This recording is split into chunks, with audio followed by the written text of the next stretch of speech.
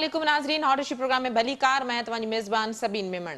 नाज़रीन, अॼोके प्रोग्राम में ॻाल्हि कंदासीं मुल्की सियासी सूरत हाल जे हवाले सां। चई सघिजे थो त नून लीग जे शहबाज शरीफ जे वज़ीर आज़म थियण खां पोइ या PDM जी गॾियल हुकूमत इत्तेहादी हुकूमत अचण खां पोइ हिन वक़्त ताईं इमरान ख़ान जेके बि सियासी पता खेॾंदो रहियो आहे उन वक़्ती तौरु सियासी भौंचाल त ज़रूरु आंदो आहे, पर नून लीग खे पिणु मुख़्तलिफ़ वक़्तनि ते टफ टाइम ॾिनो आहे। ताज़ो इमरान ख़ान पारां जेका जेल भरियो तहरीक जी शुरूआत कई वई आहे, इहा पिणु तमामु घणी हिकिड़ी दिलचस्प सियासी सूरत हाल नज़र अचे थी। पुलिस जो मौक़िफ़ आहे त मुकमल डेटा नथो ॾेई सघिजे। 80 खां 90 माण्हू आहिनि जेके जिन पाण मुरादो गिरफ़्तारियूं ॾिनियूं आहिनि, जॾहिं त PTI जे अॻुवाणनि जी दावा इन जे उबतड़ नज़र अचे थी। जेल भरियो तहरीक जे हवाले सां PTI अॻुवाणनि जो चवणु आहे त मुल्क जूं जेलूं खुटी वेंदियूं। ही तहरीक जहाद आहे। PTI जो मौक़िफ़ आहे, इमरान ख़ान जो चवणु आहे त शफ़ाफ़ चूंडुनि, महांगाई जे ख़ात्मे ऐं करप्शन जे ख़िलाफ़ ही जहाद आहे जंहिंजी शुरूआत थी चुकी आहे। ॿिए तरफ़ हुकूमत जो चवणु आहे त जेसिताईं कानून जी भञकड़ी न थींदी, वॉयलेशन न थींदी, तेसिताईं गिरफ़्तारियूं न थींदियूं, जॾहिं त कुझु अॻुवाणनि पारां पाण मुरादो पिणु गिरफ़्तारियूं ॾिनियूं वयूं आहिनि। इन ते बि ॻाल्हाईंदासीं। इन खां अलावा ॻाल्हि कंदासीं सुप्रीम कोर्ट में चूंडुनि जे हवाले सां पाण मुरादो केस जी जेका ॿुधणी थी आहे। इन हवाले सां ॻाल्हाइण जे लाइ असांखे सीनियर सियासी तर्ज़ निगार ऐं सहाफ़ी जावेद लांगा साहब जॉइन कयो आहे। जावेद साहब भली कार, तव्हां असांखे प्रोग्राम में जॉइन कयो। जावेद साहब, तमामु दिलचस्प सूरत हाल नज़र अचे थी। जेल भरियो तहरीक जे हवाले सां जेका शुरूआत कई वई आहे PTI जे तरफ़ां, ऐं कल्ह खां जेको इहो सिलसिलो शुरू थियो आहे जंहिंजी शुरूआत लाहौर खां थी, छा चवंदो? ॾिसो, जेके अमृतसर साम्हूं आहिनि, अॼु मूं सुबुह फॉलो पे कयो हिन खे, त मुंहिंजो ॾिसिजे त केतिरो अंग PTI जे कारकुन ऐं लीडरनि जो जेल भरियो तहरीक पिणु शुरूआत कई आहे। हिन वक़्तु पुलिस तरफ़ां ॿधा विया आहिनि या अंदरि कया विया आहिनि। त मूं जेका लिस्ट ॾिठी हुन में 47 आया पिया आहिनि। उहा लिस्ट PTI जी जारी कयल हुई मुख़्तलिफ़ सहाफ़ी तंज़ीमुनि ऐं मीडिया ऑर्गनाइज़ेशन खे। त जंहिं महिल लॻे थो 47 खां 50 ताईं जेके हिन जा कारकुन ऐं अॻुवान आहिनि उहे पहिरें मरहले में जेल में विया आहिनि। ॾिसो, इहो एॾो को वॾो अंग न आहे जेको कंहिं तहरीक जे शुरूआती ॾींहं ते का वॾी ख़बर ऐं न्यूज़ ठाहे सघे। अलबत्ता PTI खे मीडिया खे इंगेज करण जी ऐं एक्टिविटी फेस्टिविटी करण जी जेका हाणे महारत थी वई आहे, उहो पंहिंजे हर जेको आहे प्रोग्राम खे, जलसे खे, एहतिजाज के शो खे कन्वर्ट करे वेंदा आहिनि हिकिड़े इम्प्रेसिव शो में, ऐं मीडिया जी जेका अटेंशन आहे उहो अट्रैक्ट करे वेंदा आहिनि। ऐं तव्हां कल्ह बि ॾिठो त सॼो ॾींहुं जेको आहे सो 2 कलाकनि जो जेको शो हो, हुन ते मीडिया फोकस रही। जॾहिं त लाहौर में पुलिस जेको आहे मेगाफोन ते ऐलान कंदी रही त बाबा वेनू बीठियूं, हुननि जा दरवाज़ा खुलियल आहिनि, अचो तव्हां। हुन बावजूदि हिकिड़ो जेको आहे कलील अंग आहे उहो गिरफ़्तारी ॾियण में थियो। उन में बि जेके आहिनि काफ़ी मुतज़ाद ॻाल्हियूं इहे पिए हलियूं त लीडरनि खे शायदि इन ॻाल्हि जो धोखो थियो त जीअं हुकूमत ऐलान कयो हो त हुननि खे गिरफ़्तार न कयो वेंदो ऐं हुन जेलनि जा दरवाज़ा न खोलिया वेंदा उन्हनि लाइ। पर ऑल ऑफ सडन जॾहिं उन्हनि खे वैनुनि में वेहारे ऐं जेल उमाणियो वियो त काफ़ी लीडरशिप जेका आहे बशमूल शामूल कुरैशी साहब काफ़ी परेशान नज़र आया। ऐं हिन वक़्तु बि अंदरि उन्हनि जी परेशानी जी जेके आहिनि ख़बरूं अचनि थियूं। मुंहिंजे ख़्याल में एॾो वॾो इम्प्रेसिव शो न आहे। लेट्स सी उहो कीअं था अनफोल्ड कनि। ऐं PTI मुंहिंजी नज़र में जेको मुंहिंजो हिकु तालिब इल्म सियासत जे हिकिड़ो ऐं साहब जे जेको आहे फोर्सी थो कयां, PTI अहिड़े क़िस्म जी लॉन्ग टर्म जिदोजहद लाइ ठहियल पार्टी न आहे। ऐं हिन ते तव्हांखे ख़बर आहे मम्मी डैडी पार्टी हुजण जा बि इल्ज़ाम लॻंदा रहिया आहिनि। उहो अपर मिडिल क्लास जी या उहो क्लास जेको मज़ा वठंदो आहे सियासत मां बि ऐं फेस्टिविटी जो क़ाइल आहे, त उन्हनि ते ॿधल हिकिड़ी पार्टी आहे। त उहो केतिरो अंग जेको आहे जेलनि में, जेल जेको आहे सिर्फ़ु इस्तारो न आहे, पर जेल बिल्कुलु सियासी वर्करनि लाइ हिकिड़ो तमामु वॾो इम्तिहान आहे। त उन इम्तिहान मां PTI केतिरो थी कामयाबु थिए, छाकाणि हिन खां अॻु PTI जेके आहिनि वॾा कार्ड पंहिंजा इस्तेमालु करे ऐं ज़ाया करे चुकी आहे। त हाणे ॾिसिजे ईंदड़ ॾींहंनि में कीअं था कैपिटलाइज़ कनि।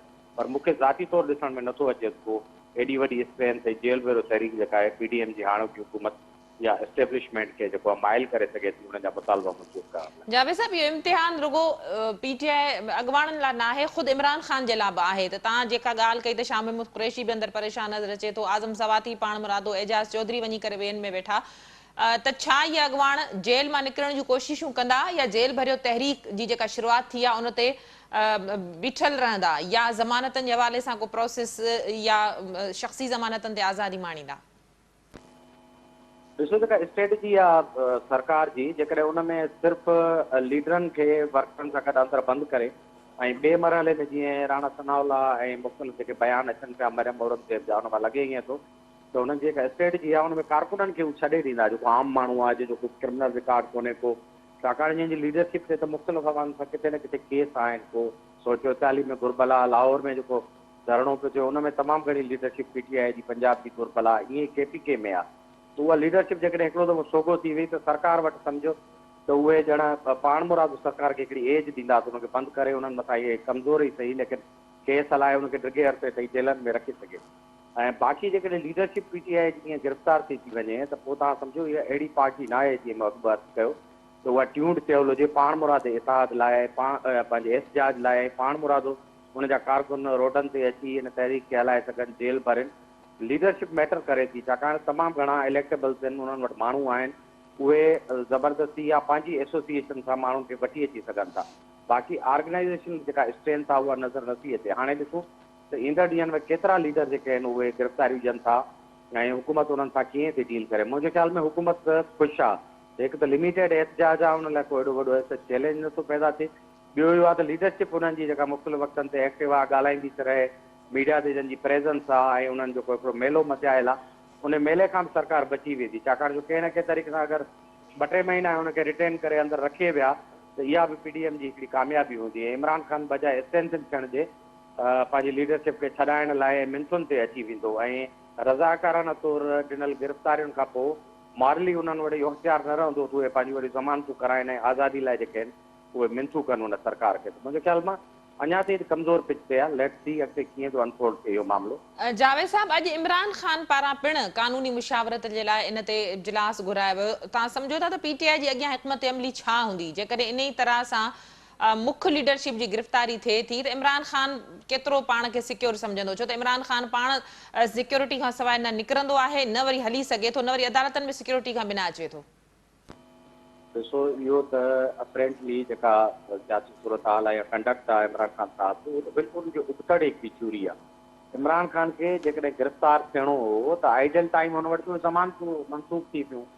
कॉल करे आहे पुलिस खे, इंतज़ाम खे, सरकार खे, बाबा मां वॉलंटियरली जेको मुंहिंजी ज़मानत रद्द थी वई आहे, लीगली हाणे मूंखे राइट न आहे जीअं त मां इहे तहरीक थो हलायां, इन करे मूंखे गिरफ़्तार कयो। सरकार हुनखे उते ई नज़रबंदि करे हिनखे जेल करार ॾेई सघे थी हुनजे घर खे, छाकाणि त अहिड़ी लीडरशिप जे लाइ इहो ज़ाहिरी तौरु हुजे त हुनजी जान ख़तरे में आहे, हुनजी एॾी वॾी सिक्योरिटी डिप्लॉयमेंट आहे, हुनखे जेल में रखी करे मुसीबत में पवणु। जहिड़े नमूने सां राना सनाउल्ला चर्चनि ऐं लतीफ़नि में चवंदो रहियो आहे त इमरान ख़ान बडी बि जेल में न रही सघंदो, छाकाणि जो केस जेके तमामु घुरबल आहिनि उहे असां न ॾेई सघंदासीं केस। इहो थी पियो सघे, माना अजीब इहा सूरत हाल आहे। जॾहिं लीडर खे गिरफ़्तार थियणो हो त हुनजो प्राइम टाइम हो ऐं शो बि करे छॾियो। ऐं इमरान ख़ान त ईअं त मुंहिंजे ख़्याल में जेल ते न वेंदो, छाकाणि जो जेल खां हमेशह भॼंदो रहियो आहे ऐं हुनजो सॼो कंडक्ट, सिक्योरिटी ऐं जहिड़े नमूने सां हू अदालतुनि में वञे थो या ॿाहिरि निकिरे थो, उहो बिल्कुलु हिन जो उबतड़ आहे। ऐं इमरान ख़ान जे जेल वञण सां मुंहिंजे ख़्याल में इमरान ख़ान खे को अवामी सिंपथी में फ़ाइदो थी सघंदो, पर अवाम एहतजाज जी जेका स्ट्रेटजी आहे उन में फ़ाइदो नथो थी सघे। छाकाणि जो इमरान ख़ान जी ऑर्गेनाइज़ेशन पीपुल्स पार्टी जहिड़ी या उन्हनि पुराणनि तंज़ीमुनि जमायत इस्लामी जहिड़ी या कंहिं हद ताईं मुस्लिम लीग नून जहिड़ी न आहे, जेके तंज़ीमूं मोटिवेटेड हूंदियूं आहिनि, हेसि ताईं स्ट्रक्चर हूंदो आहे ऐं उहे पाण मुरादो उन पॉलिसी ते अमल करणु शुरू कंदो आहिनि। वर्कर ऐं कारकुन डेडिकेटेड हूंदो आहे। इन करे मूंखे नथो लॻे त कंहिं बि सूरत में इमरान ख़ान जेको आहे उहो गिरफ़्तारी ॾींदो, बल्कि तव्हां बिल्कुलु हिकिड़ो नओं जेको आहे टर्न हिते ॾिसंदव। जीअं इमरान ख़ान 8-10-9 जेके आहिनि मौक़िफ़ अख़्तियार कंदो रहिया गुज़िरियल 10 महीननि में, ईअं ई तव्हां हिकिड़ो नओं जेको मौक़िफ़ आहे हुन में ॾींदव। ऐं मुंहिंजे ख़्याल में अॼु मीटिंग में इन लाइ हूंदी कहिड़ी नई हिकमत मिली, छाकाणि कल्ह वारो शो एॾो मुतासिर कुन जेको आहे न रहियो आहे। जावेद साहब, चूंडुनि जे हवाले सां बि हिन वक़्तु सूरत हाल ॾाढी गरम नज़र अचे थी अदालतनि में, सुप्रीम कोर्ट में हिन हवाले सां पाण मुराद ॿुधणी बि थी। इहो मामिलो कहिड़े तरफ़ वेंदे ॾिसो था? सदर पारां पंहिंजा त अख़्तियार जेके इस्तेमालु कया विया आहिनि, इहो मामिलो हाणे अदालत में अची चुको आहे। छा सूरत हाल ॾिसो था केपीके या पंजाब में चूंडुनि जे हवाले सां? ॾिसो, लार्जर बेंच ठही वई आहे, 9 रुकनी बेंच आहे। हाणे हुनजो स्कोप जेको आहे हेयरिंग जो तमामु घणो वधी वियो आहे। ऐं पहिरियां जो इम्प्रेशन हो त सभु जेके सियासी अहम नोयत जा मुक़दमा आहिनि उहे सिर्फ़ु 3 या 4 जेके मौज़ूद जज उहे ॿुधी रहिया आहिनि। इन करे तमामु घणी हुनजी तनक़ीद थी ऐं बल्कि जेका तनक़ीद थी हुनजो दाइरो तमामु घणो सख़्तु बिटर बि हो ऐं कंहिं हद ताईं रियलिज़म जो बि जे बुनियाद ते बि उहो। हाणे 9 रुकनी जेका जॾहिं खां तश्कील थी आहे इन इशू ते, त मुंहिंजे ख़्याल में स्कोप ऐं ॿुधणी जी जेका मेरिट आहे उहा तमामु घणी वधी वई आहे। ऐं हाणे मुंहिंजे ख़्याल कंहिं बि ज़रूरत गुंजाइश न हूंदी। 9 रुकनी जेका आहे उहा हुकूमत खे बि ॿुधंदी, हुनजो ओपिनियन इलेक्शन कमीशन खे बि ॿुधंदी ऐं एक्सपर्ट जेके आहिनि साइड लाइन ते उन्हनि खां बि अदालत उहा राय घुराईंदी ऐं सरकार खे ॿुधंदी, ख़ुदि जेका मुदई दौर आहे उनखे बि ॿुधी, उन खां पोइ मुल्क जी कमाशी सूरत हाल आहे ऐं ज़ाहिर आहे हर जेके अहम फ़ैसिला हूंदा आहिनि मुल्की इस्टेब्लिशमेंट में उनजी किथे न किथे इनपुट हूंदी आहे ऐं सरकार जे ज़रिए उहा इनपुट ईंदी।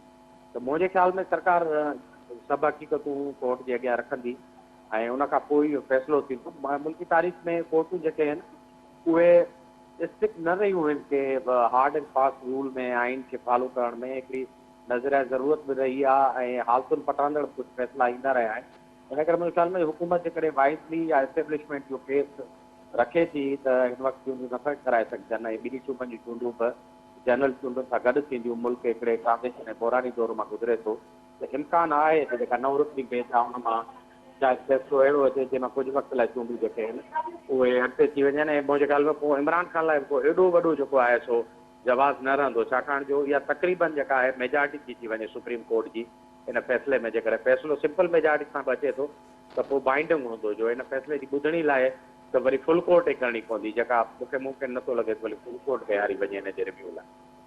वॾी महिरबानी जावेद साहब, तव्हां असांखे पंहिंजो तजियो ॾियण लाइ प्रोग्राम में जॉइन कयो। नाज़रीन, सीनियर सियासी तजनिगार ऐं सहाफ़ी जावेद आंगा साहब सां गॾु हुआ।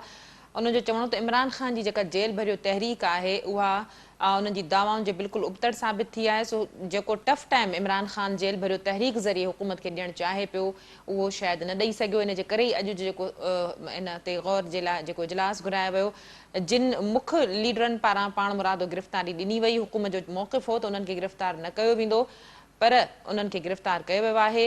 जेल भरियो तहरीक जी जेका शुरूआति कल्ह खां थी आहे, पीटीआई जो चवणु आहे त इन जो मुख़्तलिफ़ रोज़ानो जी बुनियाद ते जेके लीडर आहिनि उहे पंहिंजे कारकुननि सां गॾु गिरफ़्तारियूं ॾियण जो सिलसिलो जारी रखंदा। प्रोग्राम जे सिलसिले खे जारी रखंदासीं। वक़्तु थियो आहे मुख़्तसिर वक़फ़े जो, वठूं था वक़फ़ो।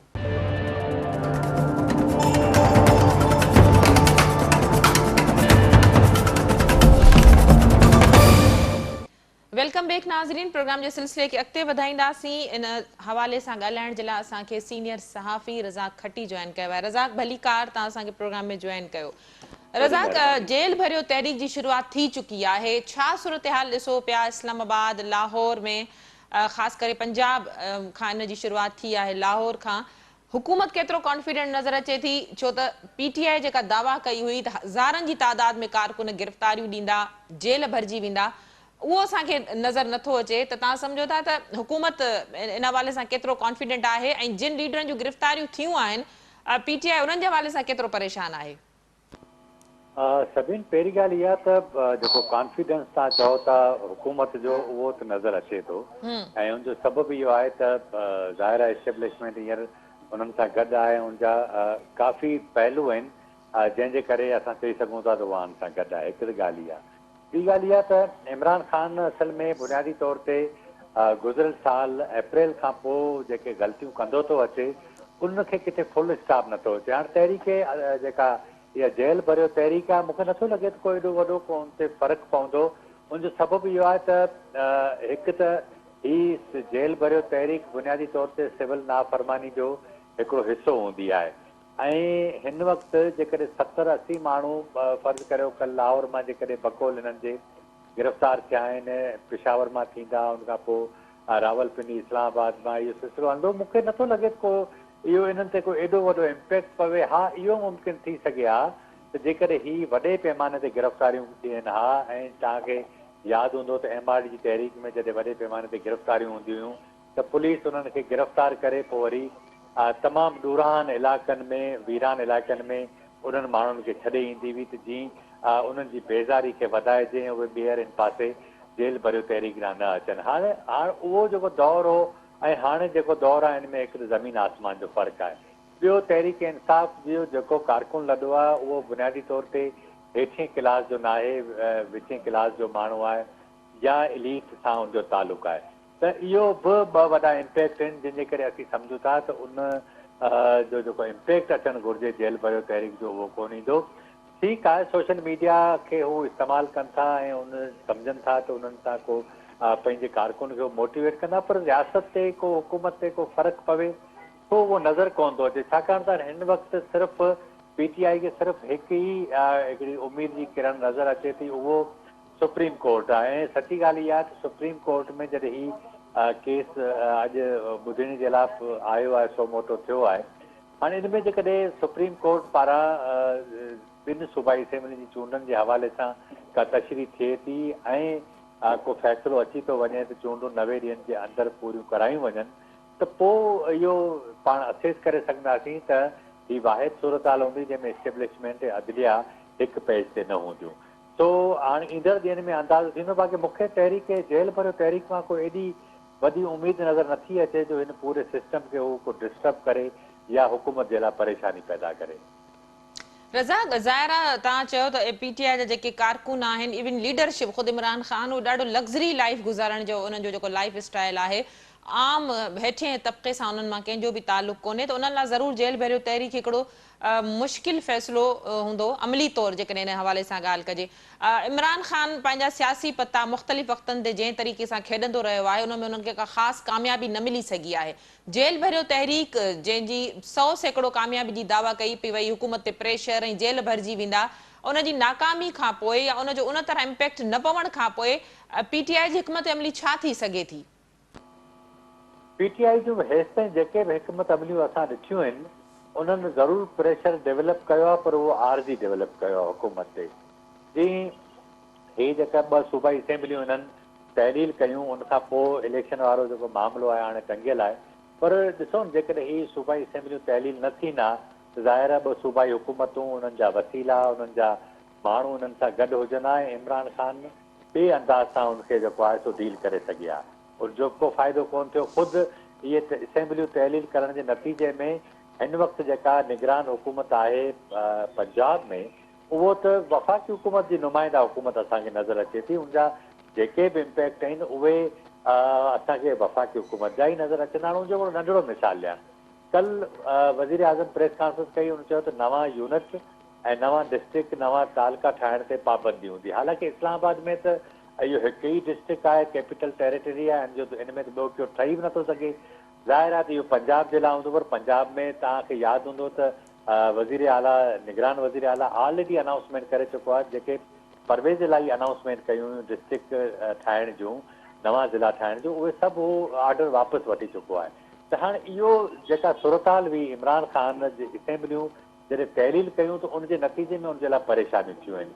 ऐं जेकॾहिं तव्हां ॾिसो न, जेकॾहिं इहे 2 असेंबलियूं हुजनि हा, इस्लामाबाद में उहो जेल भरियो तहरीक हलाईंदा, सिंध में हलाईंदा या पंजाब में बि हलाईंदा, त उन्हनि जा घटि में घटि जेल पंहिंजा हुजनि। हाणे पाण सभु सम्झूं था त हिन वक़्तु सूबाई हुकूमतनि जी जेलनि ते कंट्रोल आहे। जेके माण्हू वेंदा उन्हनि सां जेको उते उन्हनि जी जेका महिमानी कंदी इंतिज़ामिया, उहे ख़बरूं जॾहिं ॿाहिरि ईंदियूं त ॿियनि माण्हुनि जे लाइ इहो थ्रेट पैदा कंदा, त उहे गिरफ़्तारियूं ॾियण जे लाइ अॻिते न अचनि। सो ही मामिलो हले थो, पर बुनियादी तौर ते इनजा के जेका उमेद कई पई वञे त को वॾा नतीजा निकिरंदा, सो मूंखे नथो लॻे। इहो ई सबबु आहे त हाणे मामिलो सुप्रीम कोर्ट में वियो आहे। उते जेकॾहिं सेटल थिए थो, उतां को इमरान ख़ान खे रिलीज़ मिले थो त ठीकु आहे। ॿी सूरत में मूंखे नथो नज़र अचे को इमरान ख़ान खे वॾी सक्सेस को हासिल करे सघे। रज़ाक, चूंडुनि जे हवाले सां बि मामिलो जेको सुप्रीम कोर्ट में आहे, जंहिंजी हेयरिंग थी, अञा ज़ाहिर हिन ते बेंच ठही आहे, अञा इहो मामिलो कोर्ट ते आहे, वधीक हिन ते नथो ॻाल्हाए सघिजे। पर ज़ाहिर आहे इख़्तियार हुजणु सदर खे न हुजणु या चूंडुनि जी तारीख़ जे हवाले सां जेका सूरत हाल थी आहे, इन ते छा चवंदो?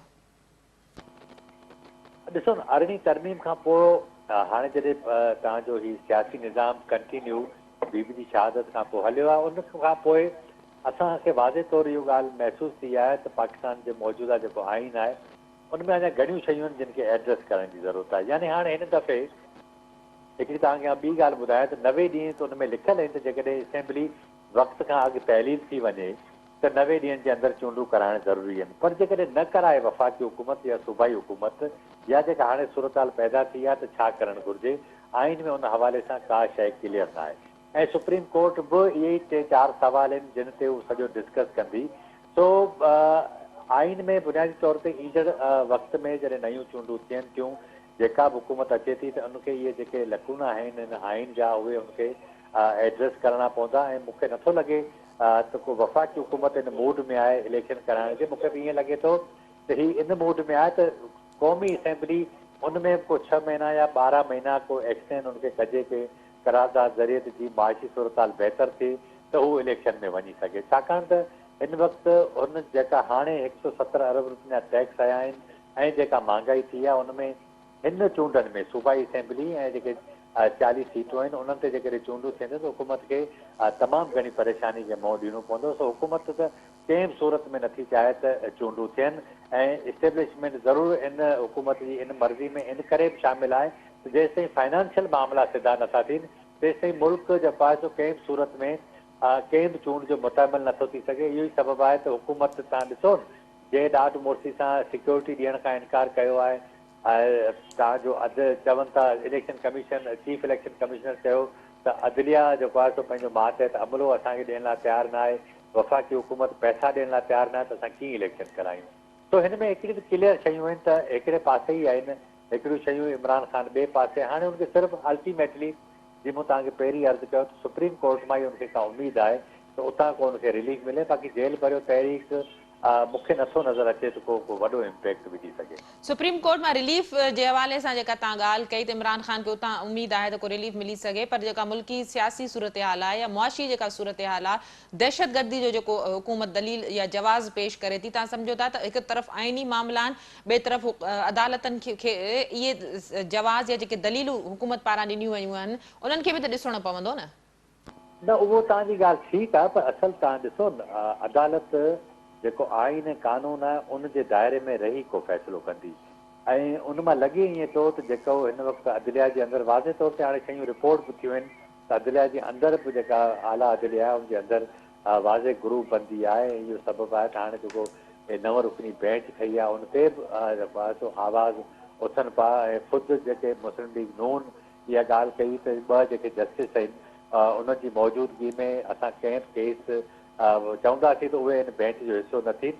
तो अॼु अटॉर्नी जनरल खे अदालत चयो आहे त जवाबु ॾिए, पर मूंखे लॻे ईअं थो त सुभाणे शायदि इहे मामला अचनि त हुकूमत इन बेंच ते बि एतिराज़ करे, छाकाणि त हुकूमत खे इहो फीलर आयो आहे त शायदि इमरान ख़ान खे रिलीफ मिले ऐं उनजो सबबु इहो आहे त इमरान ख़ान खे रिलीफ मिलण जो सबबु इहो आहे त सुप्रीम कोर्ट खे आइन जे दायरे में रही को फ़ैसिलो करणो पवंदो।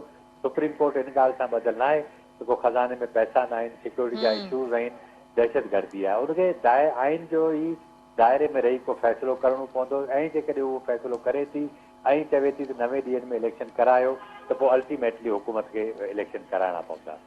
वॾी महिरबानी रज़ाक, तव्हां असांखे प्रोग्राम में जॉइन कयो। यकीनन अल्टीमेटली इहो मामलो अदालत में आहे ऐं अदालत आइनी शयुनि खे ॾिसी करे फ़ैसिलो ॾींदी, पर बहरहाल वक़्त खां अॻे कुझु नथो चई सघिजे। हिन वक़्तु इहा सूरत हाल बिल्कुलु चिटी ऐं वाज़े आहे त मुल्क जूं सियासी मुआशी ऐं दहशतगर्दी जी जेकी सूरत हाल आहे उहा इंतिहाई ख़तरनाक ऐं नाज़ुक मोड़ ते बीठल आहे। अॼोके प्रोग्राम में एतिरो ई। ईंदड़ प्रोग्राम ते ॾींदा इजाज़त। अल्लाह वाहिद।